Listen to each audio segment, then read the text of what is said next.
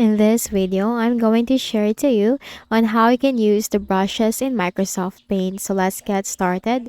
Go ahead in the Windows search bar and simply type Paint. Now Microsoft Paint will appear under the best match. Click on that.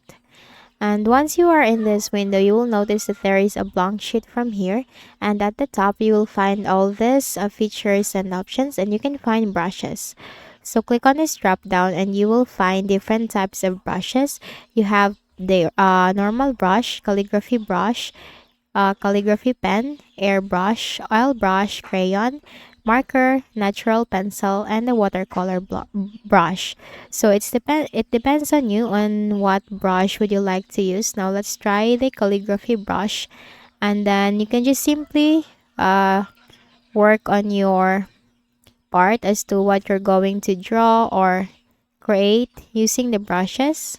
Okay, now let's go with this oil brush. Okay, and then let's go with this natural pencil. So as you can see, each process has different strokes, and you also have here the watercolor brush. Okay, so that's how you can use the brushes in Microsoft Paint, and I hope this video helped you. Kindly please do not forget to hit the like button and subscribe to this YouTube channel for more tutorials like this. Thank you for watching.